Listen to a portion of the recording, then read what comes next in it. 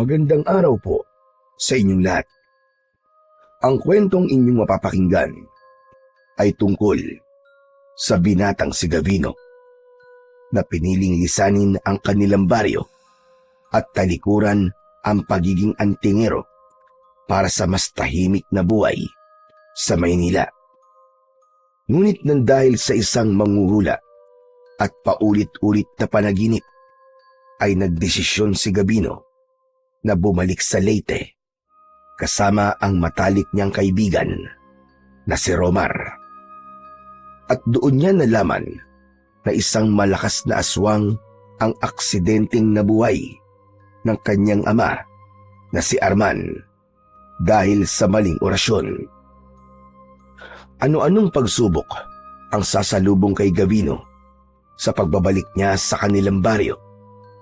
Magagawa pa ba niyang mapatunayan na isa siyang magiting na antingero, gayong ang parting yun ng kanyang pagkatao ay matagal na niyang tinalikuran?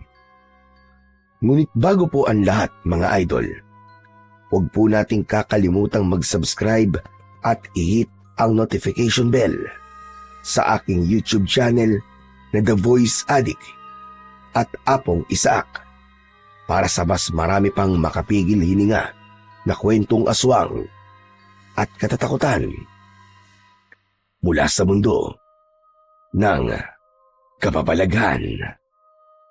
Umpisahan na po natin ang kwento. Hoy, pare! Ano ba? Walang iya. Bakit ka rin nakapadya sa harap ng salamin? Kahit na anong ayos mo dyan sa buhok mo, hindi ka na magiging kasing gwapo ko. Sandali lang naman. Sinisiguro ko lang naman na mapapatingin ng lahat ng babae sa akin sa pagpunta natin sa mall. Sos, sa akin pa rin titingin ng mga babae kahit anong pagpapapogi na gawin mo. Joke lang. Alam ko namang mas gwapo ka sa akin Pero bilisan mo na nga at magsasarado ng mall. 2 oras na lang ang meron tayo. Sayang naman yung sale ngayon. Mahaba pa ang 2 oras. Saka, hindi naman malayo dito ang mall, no? Tsaka tapos na ako, kaya wag ka nang magalit. Tara na. Ay, sandali lang pala. May isusuot pa pala ako. Alin? Yung anting-anting mo? Ano pa ba? Alam mo namang hindi ako pwedeng lumabas nang hindi ko yung suot, no? Mula sa drawer na nasa ilalim ng salamin ay kinuha ng binatang si Gavino ang isang kwintas na may palawit na gawa sa tanso. Hugis tatsulok yun na may mga nakaukit na simbolo. Isinabit niya yun sa kanyang leeg at saka siya umusal ng tahimik na orasyon. Alam mo, Gavino, minsan naiisip ko na isa kang mangkukulam dahil sa anting-anting mo na yan. Baka mamaya niyan dinadasalan mo na ako Sira ulo. Porke ba may anting-anting mangkukulam na kagad? Palibasa dito ka sa Maynila lumaki, kaya iniisip mo sa may mga ganito ay mangkukulam. Proteksyon lang to sa masasamang bagay sa paligid. Oo na. Masyado nang humahaba ang usapan natin. Tara na, umalis na tayo. At nasasayang lang ang oras. Natatawang lumabas si Gavino ng apartment na inuupahan nila ni Romar. Isinarado ni Romar ang pinto at agad nilang pinara ang isang tricycle. Nagpahatid sila sa mall na hindi naman kalayuan mula sa kanilang apartment. 5 taon nang naninirahan si Gavino sa syudad. 5 taon na rin ang nakakalipas nang piliin niyang umalis sa maliit nilang baryo sa Leyte. Sa lugar nila ay kilalang antingero si Gavino. Ang tatay niya ang nagturo sa kanya sa paggamit ng iba't ibang anting-anting, agimat at mutya. Nais ng tatay ni Gavino na sundan niya ang yapak nito. Nung una ay pinagbigyan niya ang kanyang ama. Pero iba talaga ang nais niyang gawin. Gusto ni Gavino na mamuhay ng normal, kaya umalis siya sa baryo nila at nakipagsapalaran sa syudad. Sa syudad ay nakapasok si Gavino sa isang call center company at doon niya nakilala ang kaibigan niya na si Romar. Nang makarating sina Gavino at Romar sa mall, ay agad silang bumili ng mga nakasale na damit. Mas maraming binili si Romar, kaya nang lumabas sila ng mall, ay mas maraming bitbit na paper bag si Romar. Hindi na ako makapaghintay na masuot lahat ng mga sapatos na binili ko, pare. Lahat kasi magaganda tapos napakamura pa. Mura nga, pero marami ka naman binili, kaya magastos pa rin. Hindi ko nga alam kung bakit 4 na pares ng sapatos ang binili mo eh. Ano bang tingin mo sa sarili mo? Octopus? Kapag inggit, pikit na lang kasi. Huwag nang maraming sinasabi. Hoy, hindi ako naiinggit sa'yo, no? Okay na ako sa 2 sapatos ko. Saka alam mo naman na nagtitipid ako kasi kailangan ko magpadala ng pera sa amin kada buwan, di ba? Wala namang masama na i-treat mo ang sarili mo kahit paminsan-minsan, pare. Pinaghirapan mo naman ng perang kinikita mo, ah. Sa'yo kasi, hindi pa minsan-minsan. Ginagawa mong buwan-buwan. Oo nga pala, bukas, kailangan ko pala magpadala ng pera sa amin.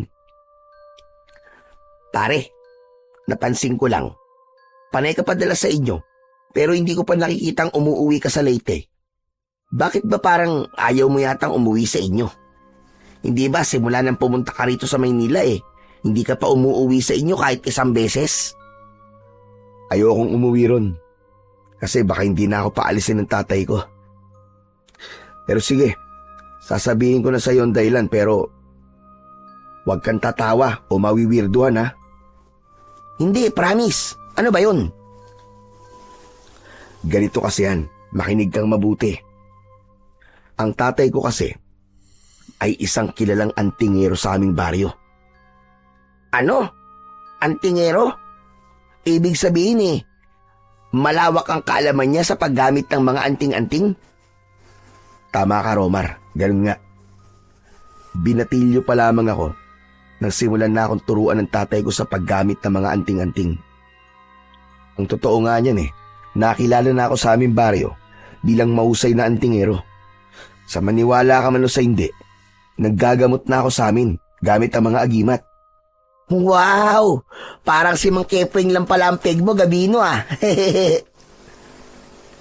Hindi ba ang sabi ko sa'yo ay wag mo akong tatawanan?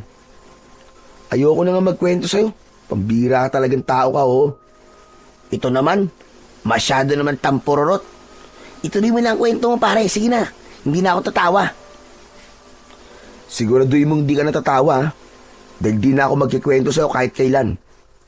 Hindi talaga, promise. So ayun na nga. Kahit kilala na ako sa baryo namin bilang isang magaling na antingero, parang hindi pa rin ako masaya. Parang may hinahanap pa rin ako Hanggang sa dumating sa punto na napagod. Kasi araw-araw may mga taong lumalapit sa akin para humingi ng tulong sa iba't ibang bagay. Gaya ng ano? Lumalapit sila kapag meron silang kakaibang sakit. O hindi kaya may gumagambala sa kanilang lamang lupa at espiritu. May isang beses pa nga na gusto nilang makipaglaban ako sa mga aswang. Alam mo kasi, may mga agimat na pwede kong gamitin sa pakikipaglaban sa mga aswang. Uy, ang astig naman pala ng ginagawa mo sa inyo, tol. Kung ako may ganyang kakayahan, hindi ako aalis sa baryo nyo. Ang sarap siguro sa pakiramdam na maraming humahanga sa'yo. Panigurado na marami ring mga chika bebe ang nagkakandara pa sa'yo, no? Hindi rin. Kapag ikaw ang nasa posisyon ko nun, ay baka parehas lang tayo ng ginawa. Napagod na ako talaga ng sobra nun. Kaya naman, nagdesisyon na akong umalis at magpakalayo-layo. Kaya nagpunta ako rito sa Maynila. Buti at hindi nagalit sa'yo ang tatay mo. Ang nangyari pala, matapos niyang ituro sa'yo ang lahat ng nalalaman niya, ay hindi mo rin naman pala gagamitin. Anong hindi nagalit?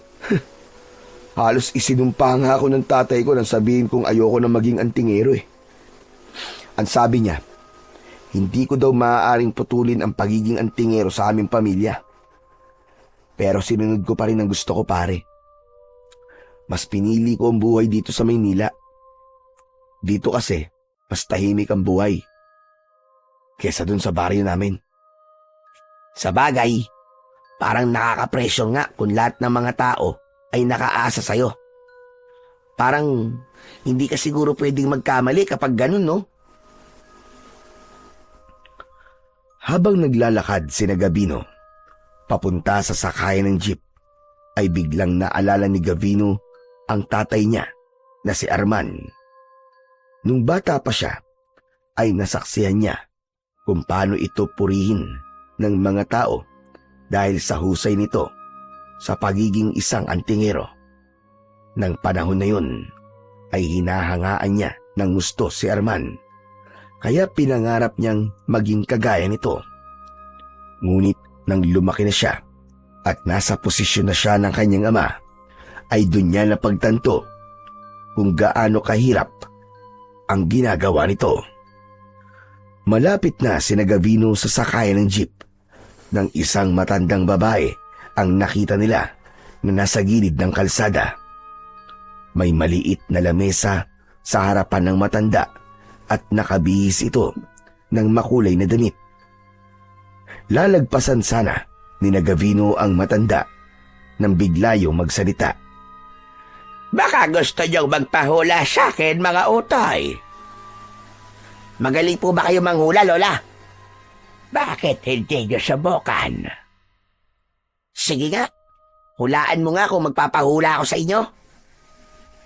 Hindi ka magpapahula sa akin dahil wala ka ng pambayad. Ibinili mo na ng mga walang kwentang bagay ang perang meron ka. Kaya magpapalibre ka ng pamasahe pauwi sa binatang kasama mo. Aba? Teka, ang galing niyo naman. Paano niyo nalaman yun? Gavino, ikaw muna ang bahala sa pamasahe ko pauwi, ha? Kahit bariya kasi wala na ako rito eh. Anak ng... Tara na, pare. Paano hindi niya masasabing wala ka ng pera? Nakita niya ang mga dala mo. Alam niyang marami kang binili. Kaya wala ka na talagang pera, no? Sandali lang, pare. Magpapahula lang ako. Manang, magkano po ba ang pahula sa inyo? 100 peso labang kada tanong. Pare, pautang naman ako ng 100, oh. Sige na. Ay, nako. Bahala ka nga sa buhay mo. Sige na. Magpahula ka na at ako nang bahalang magbayad. Salamat, pare, ah. Napakabait po talagang kaibigan. Manang, hulaan mo nga kung kailan ako magkakaroon ng nobya. Akin na ang palad mo. Inilahad ni Romar ang palad nito sa manghuhula. Hinawakan naman yun ng matandang babae at tinitigan ito ang palad ni Romar. Napailing na lamang si Gavino at alam niya na nagsasayang lang siya ng oras at pera sa manghuhulang yun. Hindi dahil sa wala siyang paniniwala sa mga manghuhula. Ang totoo ay may ilang mahuhusay na manghuhula din sa baryo nila. Pero para sa kanya, ang mga manghuhula sa syudad ay mga peke at nagpapanggap lamang para kumita ng pera. Ano naman ang tagal niyo namang magsalita? Huwag kang masyadong mainipin. May nakikita na ako sa palad mo. Magkakaroon ka ng nobya kung pupunta ka sa ibang lugar. Isang malayong lugar na malayo sa lugar na kinasanayan mo. Ha? Hindi ba pwedeng dito ako sa Maynila makakahanap ng nobya? Abay, bakit mas parunok ka pa sa akin? Yun ang nakikita ko sa palad mo. Kaya ko mananatili ka sa lugar kung saan ka naninirahan, ay walang pag-asa na magkaroon ka ng nobya. Nasa ibang lugar ang babaeng nakalaan para sa iyo. Ang pangit naman ang hula niyo sa akin, Manang. Wala kang magagawa dahil yon ang nakita ko sa iyong palad. Sige na pare, bayaran mo na nga to si Manang. Inilabas ni Gavino ang kanyang wallet. Humugot siya roon ng 100 piso. Nang iabot niya yun sa manghuhula, ay agad nito yung kinuha. Pero naglapat ang kanilang mga kamay. Tila napapasong binawi ng manghuhula ang kamay nito. At hindi makapaniwalang tinignan si Gavino. Bakit po? May problema po ba, Manang? May nakita ko sa iyo na magyayari sa iyong hinaharap. Manang, wag niyo na pong sabihin kung ano man nung nakita niyo. At baka pagbayarin niyo pa po ako eh. Hindi mo na kailangan magbayad. Ang mga ganitong pagkakataon para sa akin ay bibihira. Teka. Bakit libre sa kanya, Manang, tapos sa akin may bayad? Pambihira, oh. Ano to, favoritism? Manahimik ka. Hindi ikaw makinakausap ko. Masyado ka madaldal. Ang sungit nyo naman. Wala magpapahula sa inyo kung ganyan ang ugali nyo. Manang, okay na po. Hindi niyo na po kailangan sabihin sa akin ang nakita niyo. Kailangan mong magbalik sa lugar kung saan ka nagmula. Isang hindi magandang balita ang sasalubong sa iyo. Isang bagay ang kailangan mong gawin sa lugar na yon. Dapat mong itama ang pagkakamali ng isang taong malapit sa iyo. Salamat po, Manang. Romar, tara na. At baka hindi na natin maabutan ang last trip ng jeep. Maniwala ka sa akin sinasabi. Kailangan mo bumalik sa lugar na yon bago pa mahuli ang lahat. Maniwala ka! Hindi na sumagot si Gavino sa sinabi ng matandang manghuhula. Naglakad na sila ng kaibigan niyang si Romar papunta sa sakayan ng jeep. Sakto na pagdating nila roon ay 2 na lamang ang kulang na pasahero sa nag-iisang jeep na naroon. Kaya nang sumakay sila ay agad yung umandar paalis. Hindi binigyan ng pansin ni Gavino ang mga sinabi ng manghuhula sa kanya. Para kasi sa kanya ay hindi yun tumutugma sa kung anong nangyayari sa buhay niya. Halos hating gabi na nang makabalik sina Gavino at Romar sa kanilang apartment na inuupahan. Naupo si Gavino sa sofa at binuksan niya ang telebisyon. Maya-maya pa ay tumabi si Romar sa kanya.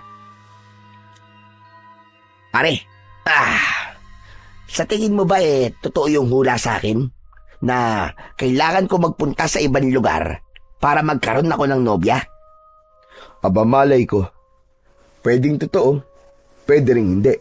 Kaya nga hula, di ba? Hindi siya sigurado kasi hula lang. Ewan ko.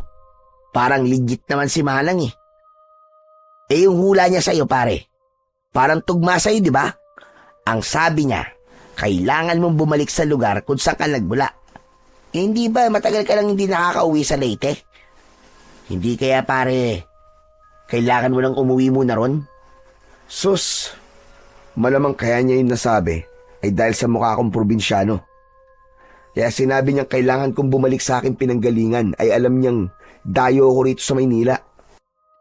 Mahusay lang talaga siyang mag-obserba. Ewan ko ba, pare? Pero parang totoo naman siyang manghula eh. Malay mo, totoo yung hula niya sa akin na kailangan ko magpunta sa ibang lugar para magkaroon ako ng girlfriend, di ba? Pero saan naman kaya ako pupunta? Pare, mag-suggest ka nga sa akin kung saan maraming magagandang babae.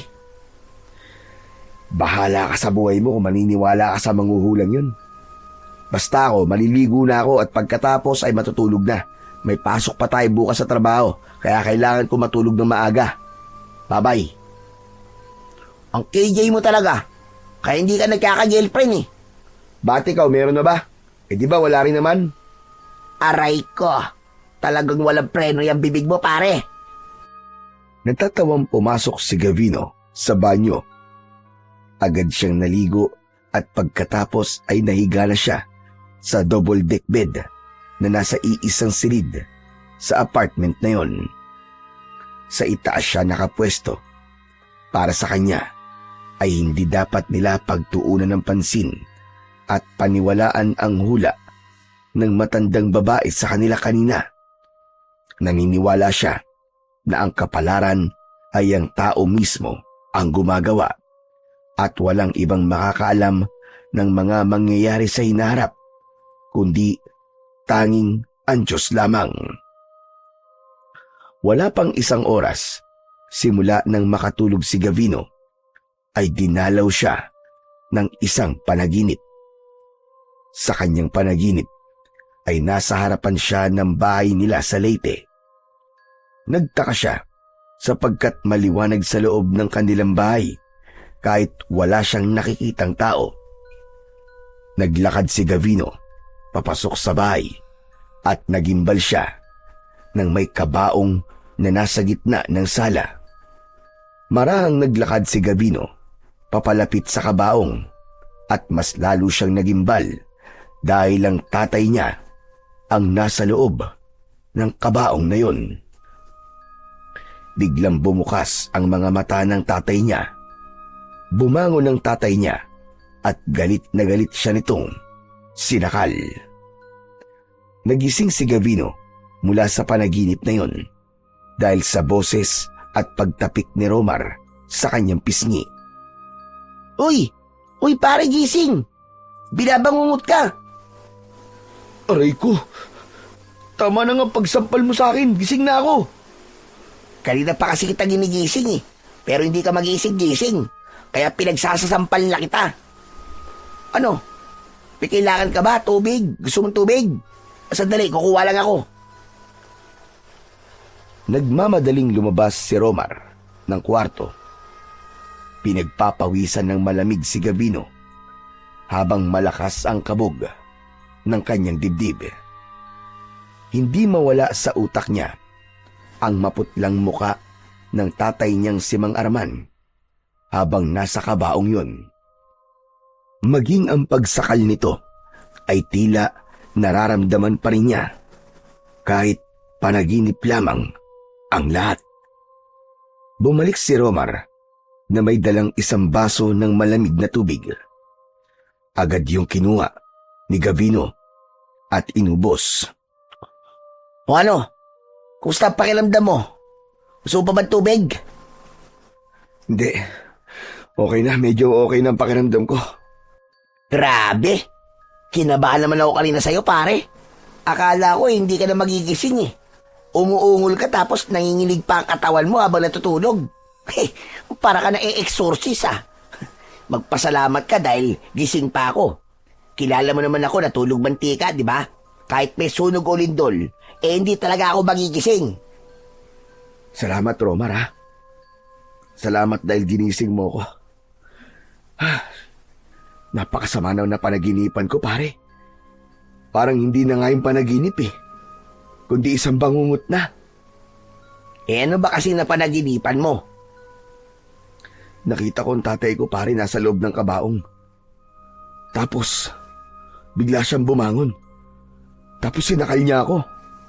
Anak nang, mukhang taba nga yung sinasabi sa'yo ng manghuhula, Gavino. Ha? Ano ba sinabi niya? Nakalimutan ko na kasi hindi ko masyadong iniintindi ang mga sinabi niya kanina sa atin eh. Ang sabi ng manghuhula ay kailangan mo raw bumalik sa pinagmulan mo at may masamang balita na sasalubong sa'yo. Tapos, dapat mo raw itama ang pagkakamali ng isang tao na malapit sa'yo. Malinaw pare na dapat kang bumalik sa Leyte. Naisip ko rin na baka yung masamang balita na sasalubong sa'yo kapag nagbalik ka na ron ay konektado sa napanaginipan mo ngayon. Ibig mo ba sabihin baka patayin ang tatay ko? Hindi naman siguro, pare. Hindi literal ang panaginip, pare. Siguro ay may masama lang na nangyari sa kanya. Pero hindi ibig sabihin na patay na siya. Biglang natahimik si Gavino sa mga narinig niya mula sa kaibigan niyang si Romar. May kung anong kilabot ang dumaloy sa kanya nang mapagkonekta niya ang kanyang panaginip at ang sinabi ng manghuhula. Bago siya bumalik sa pagtulog, ay nagdasal muna siya na sana ay walang masamang mangyari sa kanyang ama.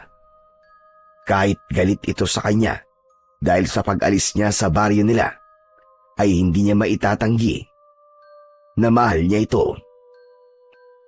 Simula noon ay paulit-ulit na napapanaginipan ni Gavino na patay na ang kanyang ama. Nang dahil sa pangyayaring yun, ay hindi na siya mapalagay at sa mga sumunod na araw ay lalo lang siyang nabahala. Hindi niya magawang makapagtrabaho ng maayos dahil palaging laman ng isip niya kung ano na ang nangyayari sa kanyang ama na nasa Leyte. Dahil sa hindi mapawi ang kanyang pag-aalala, nagpasya siyang mag-file na ng leave sa kumpanyang pinagtatrabahuan niya. Agad namang pinayagan si Gavino ng 3 linggong bakasyon. Kahit paano ay nakahinga siya ng maluwag at sa isip niya ay yun na ang tamang panahon para umuwi siya sa Leyte at malaman ang totoong kalagayan ng kanyang ama. Sabay na lumabas sina Gavino at Romar sa gusali kung saan sila nagtatrabaho. Sumakay sila ng jeep at pagkababa ay dumaan muna sila sa karinderya upang bumili ng ulam at kanin na siyang kakainin nila para sa hapunan. Pagdating ng dalawa sa apartment ay naghain na si Gavino habang si Romar ay nagpalit ng damit. Maya-maya pa ay magkasama ng pinagsasaluhan ng magkaibigan ang mga pagkain na binili nila sa karinderya. Alam mo ba, Romar, napapanaginipan ko pa rin ang tatay ko.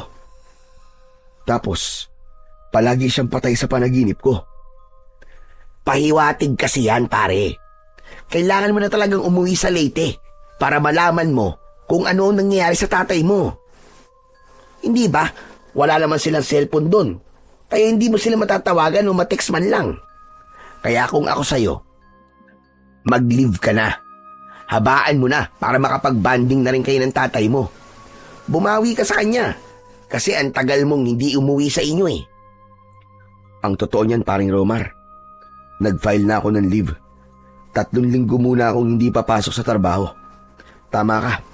Naisip ko rin na habaan ang araw na naroon ako sa amin para magkasama kami ni tatay ng matagal-tagal. Gusto ko na bago ako bumalik dito sa Maynila ay hindi na siya galit sa akin. Ano? Nag-leave ka na pala? Kailan ang uwi mo sa Leyte, pare? Sa Sabado na, pare. Pero papasok pa ako ng Biyernes. Barko na lang ang sasakyan ko para mas mura. Alam mo, magkaibigan talaga tayo. Alam mo bang nag-leave na rin ako? Ha? At bakit ka naman mag-leave? Uuwi ka rin ba sa probinsya nyo? Hindi, pare. Gagawin ko kasi yung hula sa akin ng matandang babae. Gagamitin ko ang leave ko para magpunta sa ibang lugar. Malay mo, kung saan man ako magpunta ay makikilala ko na ron ang babaeng makakasama ko habang buhay. Nakakakilabot ang kakornian mo, pare. Pero seryoso ka ba talaga? Nag-leave ka rin? Oo nga. Bakit ba ayaw mo maniwala seryoso ako? At seryoso rin ako na hahanapin ko sa ibang lugar ang susunod kong magiging nobya. Ay, nako. Bahala ka na nga.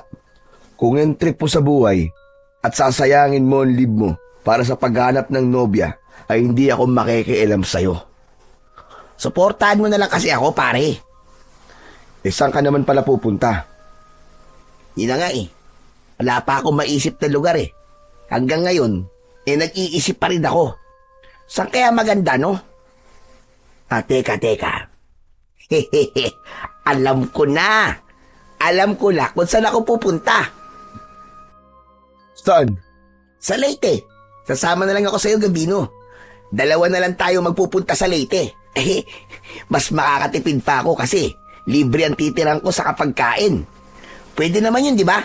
Ibang lugar pa rin yun, dito sa Maynila. Romar, hindi ako uuwi sa amin para magbakasyon. Uuwi ako para masiguro kung ayos ang tatay ko ron. At para magkaayos na rin kaming dalawa. Istorbo ka lang dun. Di gawin mo ang gagawin mo ron. Ako naman, doon ako maghahanap na magiging nobya ko. Hindi ba sabi nila marami raw magaganda sa Leyte. Hindi na magagandang babae, kundi maganda rin ang mga pasyalan. O ano pare, pumayag ka na. Ayaw mo ba nun? Magkasama pa rin tayo sa live natin. Paniguradong masaya yon. Aray ko. Oo na. Pumapayag na ako. Alam ko naman kahit di ako pumayag, ipipilit mo pa rin ang gusto mo. Pero sasabihin ko na kagad sa'yo ngayon, mahina ang signal namin dun sa baryo dahil liblib dun. Tapos wala rong mga mall at iba pang bagay na meron dito sa Maynila. Baka mamaya mainip-inip ka ron tapos magaya ka na kagad umuwi. Hindi. Okay lang sa akin yung pare. Boy Scout kaya ako. Boy Scout. Kahit paano, ay naisip ni Gavino na isang magandang ideya na isama niya si Romar sa kanilang probinsya. Masaya kasing kasama si Romar at panigurado na hindi siya maiinip. Naisip niya ring ipakilala si Romar sa tatay niya bilang si Romar ang nag-iisa niyang naging kaibigan sa syudad. Mabilis na lumipas ang mga araw hanggang sa sumapit na ang araw ng pag-alis ni Gabino at Romar. Madaling araw na silang umalis sa kanilang inuupahang apartment. Pagdating nila sa pier, ay bumili sila ng tiket at sumakay na sila sa barko na kanilang sasakyan. Nang umandar na ang barko, ay nagpasya si Gavino na umakyat sa itaas ng barko upang magpahangin at mag-isip. Nang marating niya ang deck, ay sinalubong siya ng malamig na hangin mula sa dagat. Tahimik siyang nakatingin sa malawak na karagatan. Pumasok sa isip niya ang posibilidad na hindi siya tatanggapin ng kanyang ama kapag nagkita silang muli. Matagal na rin siyang nawalay dito at hindi niya alam kung kaya pa nilang ayusin ang nasira nilang relasyon. Sa kabila ng lahat, alam niyang kailangan niyang umuwi, anuman ang kahinatnan ng kanilang pagkikita. Nagulat si Gavino nang may tumapik sa kanyang balikat. Paglingon niya ay nakita niya si Romar na tumatawa. Hehehe, ang sarap mo talagang gulatin kasi magugulatin ka. Ano bang ginagawa mo rito? Umalis ka nga muna rito. Gusto ko mapag-isa eh. Wow! Nagsisenti ang kaibigan ko.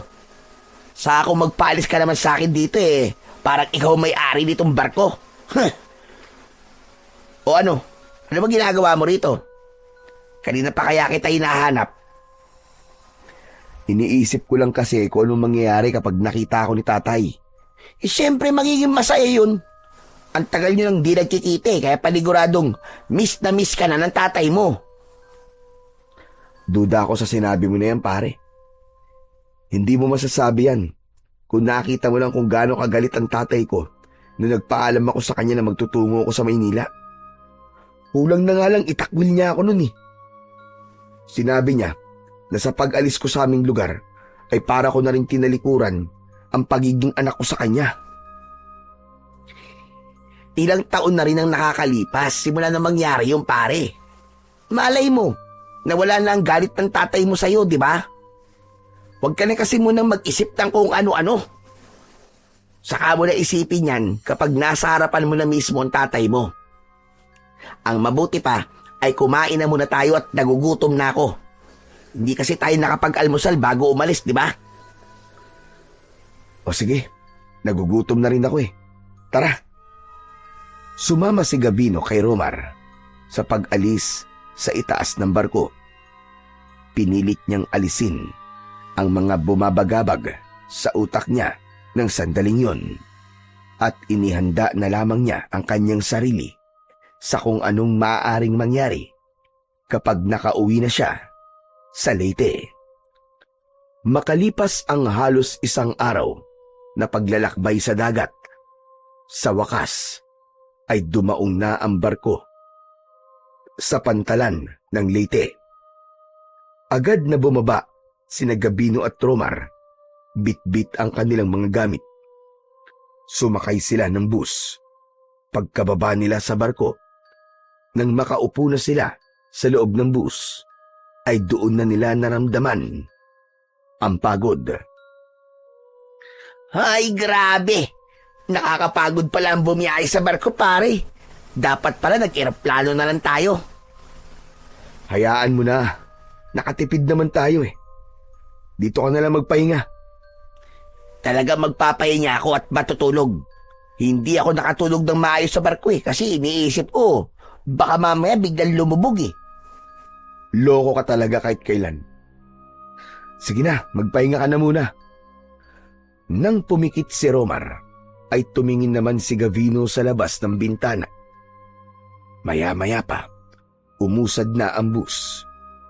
Habang pinagmamasdan ni Gavino ang dinadaanan nila, ay lalo lamang niyang naramdaman ang kaba dahil alam niya na paikli na ng paikli ang distansya niya sa kanyang ama. Matapos ang ilang oras na biyahe, ay nakarating na sina Gavino at Romar sa isang maliit at liblib na baryo sa Leyte. Habang naglalakad sila papunta sa bahay doon ni Gavino, ay hindi napigilan ni Gavino ang maluha dahil sa samot-saring mga alaala na bumalik sa kanyang isipan. Sa lugar na yun siya ipinanganak at nagkaroon ng isip. Akala ko nagbibiro ka lang nung sinabi mong liblib tong baryo nyo, pare. Akala ko sinabi mo lang yun para hindi na ako sumama. Pero hanep, totoo pala. Parang ito lang ang nag-iisang baryo sa lugar na to eh. Sabi ko naman kasi sa'yo, di ba? Akala mo kasi palagi ako nagbibiro eh. Tapos, wala na rin signal ang cellphone ko oh. Kahit isang bar, wala eh. Masyado kasing malayo ang baryong to sa bayan, kaya ganun.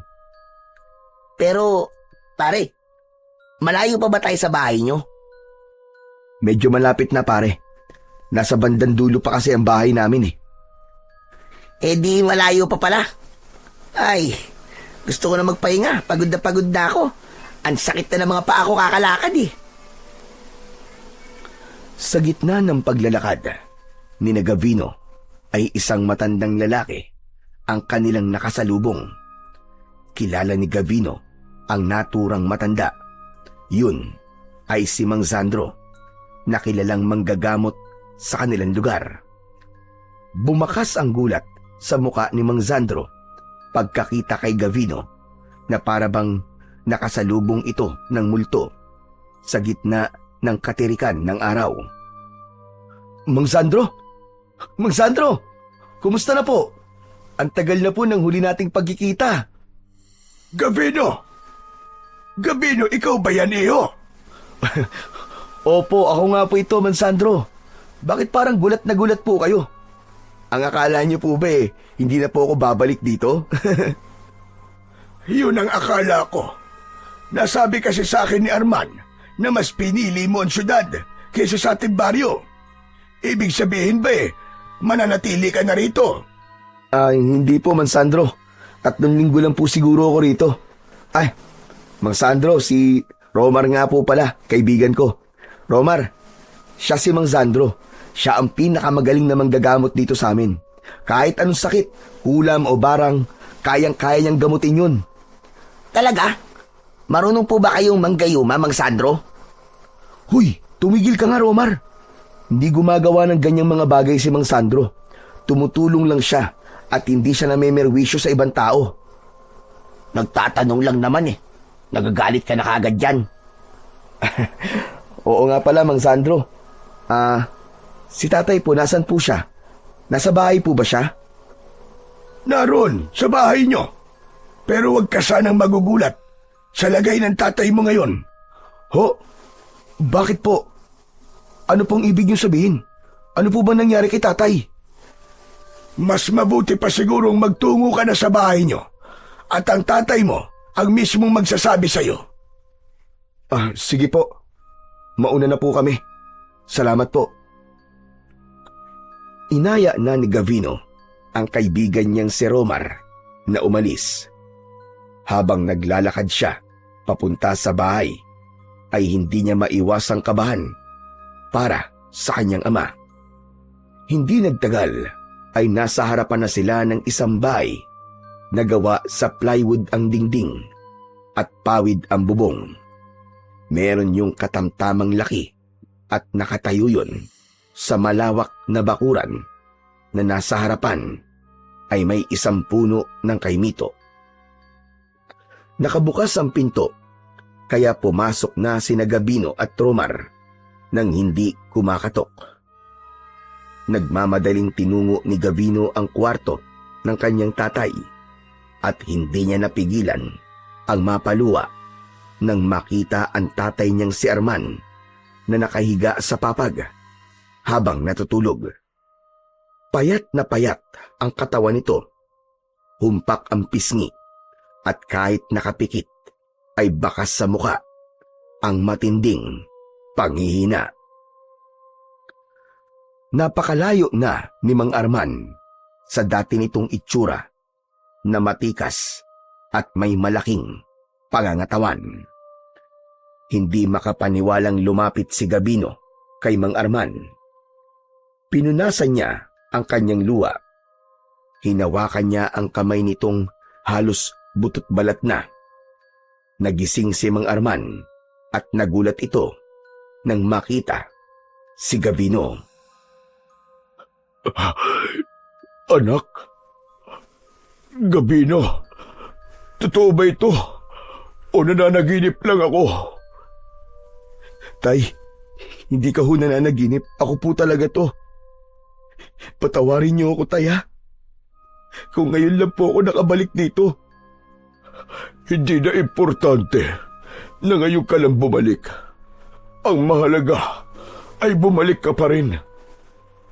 Alam mo bang araw-araw ay umaasa ako na bigla ka na lamang darating.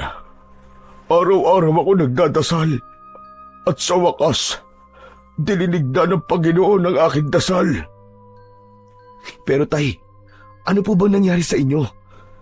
May sakit po ba kayo, tay? Sana nga ay sakit na lang ang meron ako para may pag-asa pa akong gumaling sa tulong ng mga doktor. Pero hindi ito sakit na mapapagaling ng gamot. Binarang ako, Gabino. Binarang ako. Ano? Pero sino naman po ang gagawa nun sa inyo? Pwede bang saka na natin pag-usapan ng bagay na yan, anak? Nandito ka ba? Dahil dito ka na ulit maninirahan, anak? Hindi po, tay. Baka 3 linggo lang po ako rito. Ganun ba? Ang akala ko ay hindi ka na aalis. Yun po ang una kong plano. Pero nang makita ko po ang kalagayan nyo, ay baka hindi po muna ako umalis, tay. Hindi ko po kayo kayang iwan ng ganyan ho kayo. Gabino, anak. Gusto ko palang humingi ng tawad sa'yo dahil nagalit ako nung pinili mong mamuhay sa Maynila. Patawad kung hindi ko naunawaan kung bakit mo yung gustong gawin. Bilang ama mo, dapat ay ako ang unang nakakaintindi sa'yo, anak. Patawarin niyo rin po ako, tay, kung iniwan ko po kayo rito na mag-isa. Kung hindi po siguro ako umalis, hindi po mangyayari sa inyo to. Wala ka dapat ihingi ng tawad sa akin, anak. Ako ang may kasalanan sa'yo. Ah, oo nga pala. Sino ang kasama mo? Tay, siya nga pala, kaibigan ko po si Romar. Siya po ang nag-iisa kong kaibigan sa Maynila. Lumapit si Romar at ngumiti. Inilahad nito ang isa nitong kamay at mabagal na nakipagkamay dito si Mang Arman. Maraming salamat. Dahil kinaibigan mo si Gabino. Ang totoo, wala siyang kaibigan dito sa aming lugar. Dahil mahirap para sa kanya ang magtiwala. Wala pong anuman at mabait naman po si Gabino, sir. Kaya madali ko po siyang nakasundo. Oo nga pala. Nagugutom ba kayo? Sandali lang at magluluto lang ako ng pagkain. May saging pa riyan. Ipiprito ko na lamang yon. Tay, wag na po kayong kumilos. Hindi pa naman po kami nagugutom ni Romar eh. Huwag kang mag-alala. Kahit ganito ang aking katawan ay kaya ko pag kumilos kahit papano. Isa pa, pakiramdam ko mas lalo ko nangihina kapag nakahiga lang ako. Tay, wag na po kayong tumayo. Okay lang ho kami. Magpapahinga na lang po muna kami ni Romar. Maayos pa po ba yung kwarto ko sa kabila? Palaging malinis ang kwarto mo, anak, dahil iniisip kong baka bigla kang dumating. O sige na, magpahinga na muna kayong dalawa. Alam kong nakakapagod ng pagbiyahe niyo mula Maynila. Bago lumabas si Gavino sa kwarto ni Mang Arman, ay niyakap muna niya ito ng mahigpit. Nang nasa kabilang kwarto na sila ni Romar, ay doon na pinakawalan ni Gavino ang luhang kanina pa niya pinipigilan. Pinigilan niya ang mapahagulgol dahil ayaw niyang marinig yun ng kanyang ama. Lumapit naman si Romar kay Gavino. Tinapik nito ang kanyang likod at hinayaan lang siya nitong umiyak. Nang medyo kumalma na siya, ay doon na siya nagsalita ng mahina. Napakawalang kwenta kong anak, pare.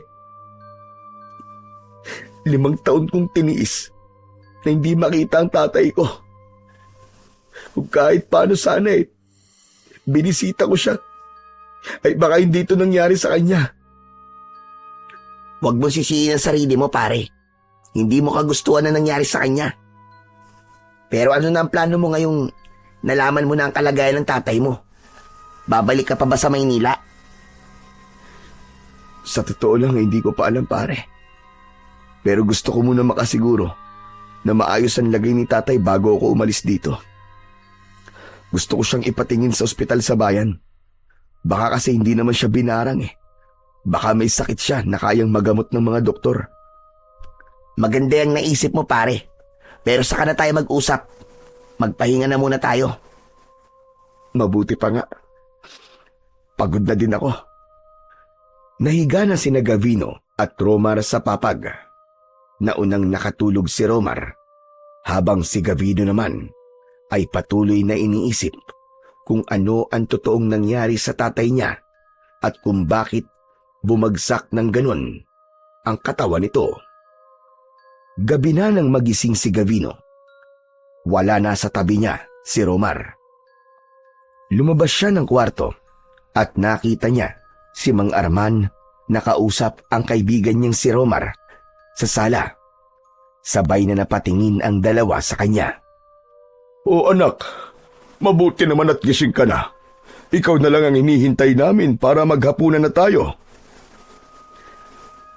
Dapat po nauna na kayong kumain eh. Ayoko kasing palampasin ang pagkakataong ito na makakasabay ka ulit sa hapunan, anak. Tara na sa kusina para makakain na tayo. Niluto ko ang paborito mong nilagang baboy. Alam niyo pa rin po pala kung ano po ang paborito kong ulam, tay, ha? Magkakasabay na nagtungo ang tatlo sa kusina. Maya-maya pa ay magkakasabay na silang kumain. Kaya pala, natutuwa ko malaman na malapit ka na palang ma-promote sa trabaho mo, anak. Mukhang napaganda ang buhay mo sa Maynila. Paano niyo po nalaman yun, tay? Ako nagkwento sa kanya, pare. Romar ha, ba kung ano-ano nang sinabi mo kay tatay tungkol sa akin? Huwag kang mag-alala. Wala akong sinabi na ikasisira mo. Kilala mo ko, pare. Kailan ba kita nilaglag? Gabino anak, totoo rin ba na may nanghula sa'yo na kailangan mong bumalik dito? Kaya ka nandito ngayon? Opo tay, totoo po yun. Saka ilang beses ko po napanaginipan, napatay na po kayo. Kaya naisip ko pong bisitahin kayo rito, tay. Kung hindi ka pala nahulaan ng ganun at hindi mo ako napanaginipang patay, ay di ka na babalik dito, tama ba? Hindi naman po sa ganun, tay. Ang totoo po niyan ilang beses ko na rin pong naisip na bisitahin kayo. Kaya lang po palagi ko pong naiisip na baka galit pa rin po kayo sa akin hanggang ngayon. Ayoko po kasing uuwi rito tapos mag-aaway lang po tayo. Ganun ba? Naiintindihan naman kita, anak. Pero totoo na naiintindihan ko na kung bakit mo ginustong umalis dito sa atin, anak. Masyado ka nang napagod sa mga nais na mga tao na gawin mo. Ginusto kong maging kagaya kita. Pero hindi ko naisip na meron ka't sariling pagpapasya para sa sarili mo. Suot mo pa rin pala ang anting-anting na ibinigay ko sa'yo nung 21 mong kaarawan. Akala ko tinapon mo na yan. Hindi ko po to kayang itapon, tay. Kapag suot ko po kasi to, hindi ko lang nararamdamang protektado ko mula sa masasamang bagay sa paligid. Kundi pakiramdam ko po, ay kasama ko rin po kayo. Natuwa naman ako sa sinabi mo. Pero alam mo bang, hindi lang proteksyon sa masasamang bagay ang kaya ng anting-anting na yan, anak. Ibinigay ko yan sa'yo dahil nararamdaman ko na magagamit mo yan pagdating ng tamang panahon para sa pakikipaglaban sa mga aswang. Aswang? At bakit naman po ako makikipaglaban sa mga aswang? Hindi ko rin alam. Hindi kasi natin alam kung ano ang mangyayari sa hinaharap. Gusto ko lang ay handa ka kapag dumating ang panahong yon.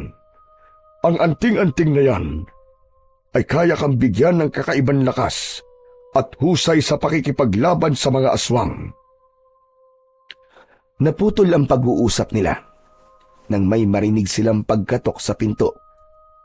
Si Gavino ang tumayo para buksan yon at nakita niya si Mang Sandro sa labas. May dala yung isang bayong. Oh, magandang gabi po, Mang Sandro. Ano pong sadya nyo? Ang tatay mo ang sadya ko, Gabino. Nasa loob po siya. Pasok po kayo. Tay, nandito po si Mang Sandro. Pumasok si Mang Sandro at dumiretso na ang matanda sa kusina. Kapansin-pansin ang pagkabahala sa muka ni Mang Arman. Mang Sandro, pwede bang sa ibang araw ka na lamang bumalik? Hindi maaari, Arman. Alam mo naman na tuwing ganitong araw ay kailangan kitang orasyonan at gamutin. Sandali lang po. Tungkol po ba to sa pagbarang kay tatay? Oo, linggo-linggo ay kailangan kong bigyan ng orasyon ang tatay mo. Masyadong malakas ang barang sa kanya at kung hindi ko ito gagawin, ay baka mamatay siya. Mang Sandro naman, huwag niyo naman pong takutin ang anak ko. Bakit? Hindi yung ba sinasabi sa anak mo kung gaano kaseryoso ang nangyayari sa'yo? Teka. Ano po bang nangyayari kay tatay? Ano po ba talaga ang lagay niya? Mang Sandro, ikaw na ang bahalang magsabi ng lahat kay Gabino. Binabarang ang tatay mo, Gabino. Malakas ang aking hinala na ang hanagob na si Dungaw ang gumagawa nun kay Arman. Hanagob? Ano pong hanagob? Isang uri ng malakas na aswang ang hanagob. Sila ay bunga ng isang bangkilan at gahunan. At ang hanagob na bumarang sa iyong ama ay si Dungaw, isang aswang na matagal nang pinatay ng iyong mga ninuno. Matagal na po pala siyang patay. Pero bakit nagawa pa niyang barangin si tatay? Isang malaking pagkakamali ang nagawa ng iyong ama, Gabino. Noong nakaraang taon, ay nagkaroon ng matinding tagtuyot dito sa ating lugar. Namatayan lahat ng mga pananim at maging ang ilog dito ay natuyo. Gumawa ng orasyon ang iyong ama upang magkaroon ng ulan. Ginamit niya ang kanyang pagiging antingero. Ngunit kasabay ng pag-ulan, ay muling nabuhay si Dungaw. Ang aming hinala ay nagkaroon ng pagkakamali si Arman sa kanyang orasyon. Kaya yon nangyari. Hindi makapaniwalang napatingin si Gavino kay Mang Arman. Napayuko si Mang Arman na parabang hiyang-hiya ito. Ngunit walang paninising naramdaman si Gavino sa kanyang ama. Tanging awa ang kanyang nararamdaman dahil alam niya kung gaano ito kahusay na antingero. Ilang beses na nitong ginawa noon ang orasyon para umulan at para magkamali ito ng isang beses. Alam niya na labis ang panliliit na nararamdaman ni Mang Arman. Tay, totoo po ba lahat ng sinabi ni Mang Sandro? Nakakahiyaman pero totoo lahat ng narinig mo, anak. Alam ni Dungaw na ang mga ninuno natin ang pumatay noon sa kanya. Kaya sa akin siya gumaganti. Sa tingin ko, ay unti-unti niya akong pinapatay. Ang totoo, ay kanina ko pa gusto sabihin sa'yo na mas makakabuti kung umalis ka na lang dito. Bumalik ka na kagad sa Maynila, anak. Pero tay, hindi ko po kayo maaaring iwanan ng ganyan po ang kalagayan niyo. Gusto ko po na mapatignan po kayo sa ospital sa bayan, tay. Maniwala ka sa akin, Gabino. Walang maitutulong ang mga doktor sa nangyayari sa tatay mo. Hayaan mong ako ang gumamot sa kanya. Nangangako ko na gagawin ko ang lahat para gumaling siya. Hindi makapaniwala si Gavino sa kanyang mga nalaman. Wala siyang kaide-ideya na habang nasa Maynila pala siya ay may mabigat na itong pinagdadaanan.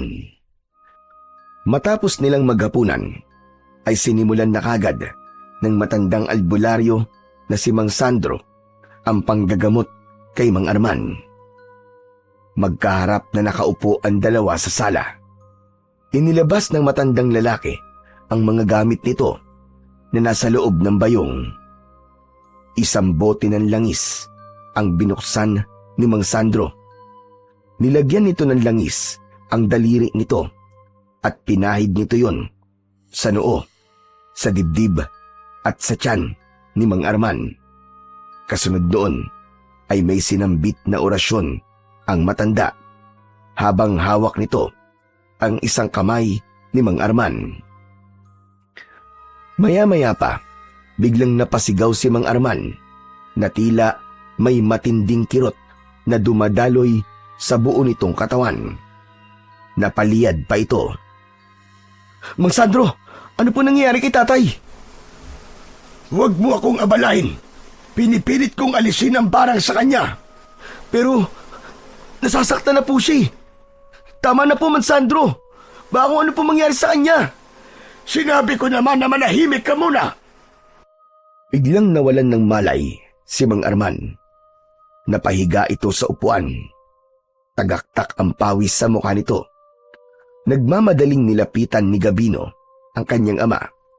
Kahit paano ay nakahinga siya ng maluwag nang malaman niyang may pulso pa ito.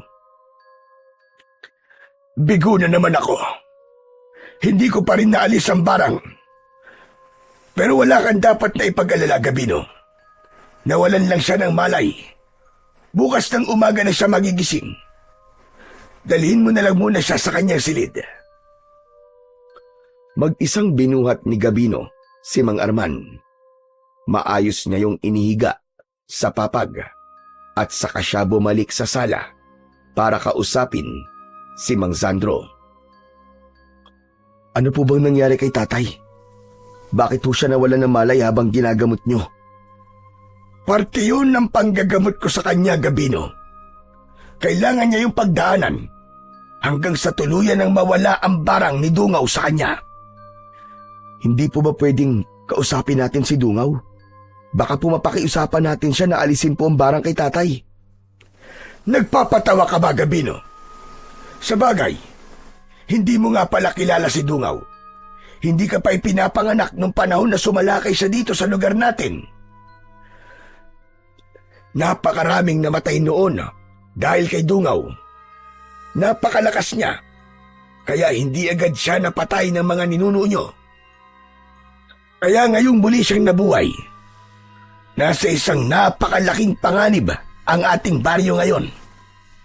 Lahat ng tao ay natatakot ngayon dahil walang nakakaalam kung kailan siya sasalakay.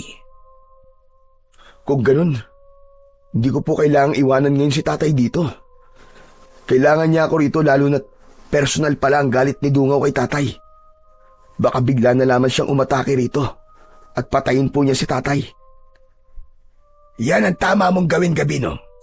Mas makakabuti kung nandito ka. Bantayan mo ang tatay mo mula kay Dungaw. Kailangan mo maging handa kung sakaling dumating siya rito para tuluyang patayin ang tatay mo. Hanggat ginagamot ko kasi ang tatay mo, ay hindi siya mamamatay sa barang ni Dungaw. Kaya hindi malabong si Dungaw na mismo ang magpunta rito para gawin ang gusto niyang mangyari kay Arman. Gagawin ko po ang lahat para protektahan si Tatay Mansandro. Hindi ako papayag na magtagumpay si Dungaw sa kung anumang balak niyang gawing masama sa tatay ko. Pero kailangan mo ring maging maingat. Galit si Dungaw sa angkan nyo, kaya hindi malabong maging ikaw ay idamay niya. Sa aking palagay, ay nasabi ko na ang lahat ng dapat mong malaman. Kailangan ko nang umuwi at may mga bagay pa akong dapat gawin. Ihatid ko na po kayo, Mansandro. Hindi na. Hindi na kailangan. Bantayan mo na lamang ang iyong ama. Sige ho. Mag-iingat po kayo, Mansandro. Maraming salamat po. Tumayo na si Mang Sandro. Lalabas na sana ito, pero bigla itong hinabol ni Romar. Teka, sandali lang po. Itatanong ko lang po sana kung pwede niyo po akong turuan na manggayuma. Hoy, Romar, ano ka ba? Hindi ba't sinabi ko naman sa'yo na hindi yan ginagawa ni Mang Sandro? Pasensya na po kayo sa kaibigan ko, Mang Sandro, ha. Makulit lang po talaga yan. Sasagutin na kita para manahimik ka na. Marunong akong gumawa ng gayuma. Ang totoo ay meron akong aklat sa paggawa niyan. Pero hindi ko yan ginagawa dahil ayokong gamitin ang aking kaalaman para diktahan ang damdamin ng isang tao. Ganun po ba? Sige po, naiintindihan ko. Matapos yun, ay tuluyan ng umalis si Mang Sandro. Pagkasarado ni Gavino sa pinto, ay napailing siya, sabay napatingin kay Romar. Pare, mabuting manggagamot si Mang Sandro. Kahit marunong siyang mangkulam at gumawa ng mga gayuma, ay hindi niya yung ginagawa. Sinubukan ko lang naman kasi baka matulungan niya ako. Bakit ba kasi gustong-gusto mo magkaroon ng gayuma? Pambihira ka, oo. Malay ko sa'yo. Siyempre, para kapag may natipuan akong babae rito sa inyo, ay gagayumahin ko na agad para hindi na siya makawala sa akin. Sira ulo. Mali ang iniisip mo, pare. Masarap pa rin sa pakiramdam na mamahalin ka ng isang tao ng bukal sa kanilang puso at hindi dahil sa ginayuma mo siya. Saka, may expiration date ang gayuma. Paano kung mawala na ng bisa? E di iiwan ka na niya tapos ikaw, iiyak ka na lang. E di ang labas mo, kawawan Romar. Sa bagay, may punto ka naman pare. Pero teka, maiba ko. Totoo ba yung mga sinabi ni Mansandro? Yung, anagob? Kahit kailan pare, ay hindi nagsinungaling si Mansandro sa mga tao rito sa amin. Lalo na sa amin ni tatay. Kaya sigurado ko na lahat ng sinabi niya kanina ay totoo. O ganon, isang malakas na aswang ang gusto kayong patayin ng tatay mo dahil ang pinatay na ito noon ng mga ninuno nyo. Tapos, dahil sa orasyon na ginawa ng tatay mo, ay nabuhay muli si Dungaw. Pare, hindi ka ba kinikilabutan? At bakit naman ako kikilabutan? Nakalimutan mo na ba yung hula sa'yo nung matandang babae? Parang lahat ng hula niya ay nagkatotoo na. Una, yung kailangan mong bumalik dito. Tapos ngayon naman, yung kailangan mong itama ang pagkakamali ng isang taong malapit sa'yo. Nakukuha mo ba ang ibig kong sabihin, pare? O baka gusto mong ipaliwanag ko pa sa'yo? Hindi mo na kailangang ipaliwanag sa akin, Romar. Alam ko na ang ibig mo sabihin. O di ba? Magaling talaga yung manghuhula na yun. Kaya naniniwala rin ako na dito sa lugar na to ko, makikilala ang magiging girlfriend ko. Oo na. Magaling nga yung manghuhula na yun.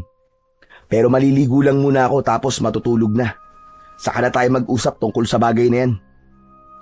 Pumasok si Gavino sa kanyang silid. Kumuha siya ng tuwalya at nagtungo na siya sa banyo na nasa likod ng bahay nila para doon maligo. Makalipas ang ilang minuto, ay tapos nang maligo si Gavino. Bumalik siya sa kwarto para magbihis. Habang nagbibihis, ay naramdaman niya ang pag-init ng medalyon na nakasabit sa kanyang leeg. May kakaiba siyang naramdaman sa paligid. Tila nagbibigay ng kung anong babala ang kanyang anting-anting. Pare, dito ka lang ha. O bakit? May pupuntahan ka ba? Basta, kahit na anong mangyari, huwag kang lalabas ng kwartong to. May kakaiba ako nararamdaman sa paligid. Nagtungo si Gavino sa kusina. Kinuha niya ang matalas na itak na nakalagay doon at saka siya lumabas ng bahay. Tumayo siya sa harapan ng pinto habang sinusuyod ng kanyang mga mata ang buong paligid. Sino nandyan? Sino nandyan? Magpakita ka sa akin! Nararamdaman kita! Lumabas ka! Mula sa itaas ng puno ng kaimito ay isang nakakatakot na nilalang ang tumalon. Isa yung nilalang na noon lamang nakita ni Gavino. Yun ay aswang na may malaking pangangatawan. Kulay itim ang balat at may dalawang sungay sa noo. Puro puti ang mga mata at maging ang mahaba nitong buhok ay puti rin ang kulay. Hindi natinag si Gavino sa kanyang kinatatayuan. Hindi siya nagpakita ng kahit konting takot kahit sa loob niya ay labis ang kaba na kanyang nararamdaman. Sino ka? Ikaw ba si Dungaw? Ako nga. At marahil ikaw ay si Gavino, ang nag-iisang anak ni Arman. Anong ginagawa mo rito? Kung nandito ka para patayin ng tatay ko, ay mas mabuti pang wag mo nang ituloy ang binabalak mo. Hindi ako papayag na saktan mo siya. Kailangan mo muna akong harapin. Nakakatawa ang pagtatapang-tapangan mo. Hindi ako natatakot sa'yo. Amoy na amoy ko ang takot mo. Sinasabi nang hindi ako natatakot sa'yo eh. Ano pa ba kasing gusto mo sa tatay ko ha? Hindi ba? Dapat ay magpasalamat ka pa sa kanya. Kundi dahil sa kanya, ay hindi ka babangon sa hukay mo. Wala akong dapat na ipagpasalamat sa iyong ama. Ang lahi niyo ang pumatay sa akin. Kaya nararapat lamang na ganun ang gawin ko sa inyo. At hindi ako titigil hanggat hindi kayo nauubos. Umalis ka na ritong demonyo ka. Bago pa kita patayin, Dungaw. Huwag mo akong minamaliit dahil hindi mo alam kung anong kaya kong gawin. Aalis ako, hindi dahil sa sinabi mo. Aalis ako dahil may tamang panahon para harapin kita at patayin. Kayo ng iyong ama. Papatayin ko kayong dalawa dahil kayo na lamang ang natitira sa angkan ng mga pumatay sa akin noon. Isang malakas na halakhak ang pinakawalan ng aswang na si Dungaw at sa isang kisap mata ay nawala na yon sa paningin ni Gavino. Luminga siya sa paligid pero hindi niya na nakita pa ang aswang. Nang masiguro niyang wala na si Dungaw ay saka siya bumalik sa loob at saka isinarado ang pinto. Sinilip ni Gavino si Arman sa silid nito at nakita niyang mahimbing pa rin ang tulog ng kanyang ama. Matapos yun ay saka siya bumalik sa silid nila ng kaibigan niyang si Romar. Naabutan niya si Romar na nakasiksik sa isang sulok habang may hawak na kutsilyo. Nanginginig ito at bakas sa muka ang takot. Ano pare? Umalis na ba si Dungaw? Umalis na ba siya? Oo pare, wala na siya. Teka, ano bang ginagawa mo dyan? Sumilip kasi ako sa bintana, pare. Nakita ko si Dungaw habang kausap mo siya. Sa totoo lang, pare, kanina hindi pa rin ako naniniwala sa mga sinabi ni Mang Sandro Pero, nang makita ko si Dungaw ngayon, nagbago na ang isip ko, pare. Totoo nga mga aswang, pare. Totoo mga aswang. Kaya pala may kutsilyo kang hawak Akala mo siguro aatakihin niya tayo rito sa loob, ano? Oo, pare. Pero, ang lakas ng lobong hamunin siya kanina na para bang marunong ka makipaglaban sa aswang. Bakit, pare? Kaya mo bang makipagsuntukan sa halimaw? Kahit wala akong kasanayan sa pakikipaglaban, ay haharapin ko pa rin siya. Hindi ako papayag na magtagumpay siya sa pagpatay sa amin ni tatay. Saka hindi ba, meron akong suot na anting-anting. Ang sabi ni tatay sa akin ay magagamit ko to para makipaglaban sa mga aswang. Nakakatakot naman pala dito sa lugar nyo. Paano ako nito makakahanap ng nobya kung may aswang pala sa paligid? Aray ko. Mabuti pa siguro ay bumalik ka na sa Maynila, pare. Baka madamay ka pa sa galit sa amin ni Dungaw wala ka namang kinalaman dito. Kaya makukonsensya lang ako kapag may nangyaring hindi maganda sa'yo habang nandito ka. Ayoko, pare. Ayokong bumalik sa Maynila nang wala akong kasamang girlfriend. Sayang naman ang punta ko rito, no? Kung aalis akong mag-isa. Anak ng teteng, oo. Talagang girlfriend pa rin ang iniisip mo kesa sa buhay mo? Aba, syempre. Yan naman talaga ang pinunta ko dito, di ba? Saka, kahit paano, malaki naman ang tiwala ko sa'yo, pare. Naniniwala ko na matatalo mo ang Dungaw na yun. Ikaw pa ba? Ay, nako. Bahala ka sa buhay mo kung ayaw mong umalis. Basta hindi ko maipapangako na kaya kitang protektahan mula kay Dungaw, ha? Ang priority ko ay si tatay dahil mahina siya. Hindi niya kayang ipagtanggol ang sarili niya sa kalagayan niya ngayon. Oo, huwag ka mag-alala, pare. Kaya ko rin ang sarili ko. Oo na. Naniniwala na ako sa'yo. Pero, pwede ba tayong matulog na, pare? Hindi na babalik yung Dungaw na yon? Siguro hindi na. Ang sabi niya kasi, may tamang panahon para magharap kaming dalawa. Kaya sige na, matulog ka na. Nang mahiga si Gavino, ay inilagay niya sa ilalim ng papag ang matalas na itak upang kung sakaling may hindi inaasahang mangyayari, ay madali niya yung makukuha.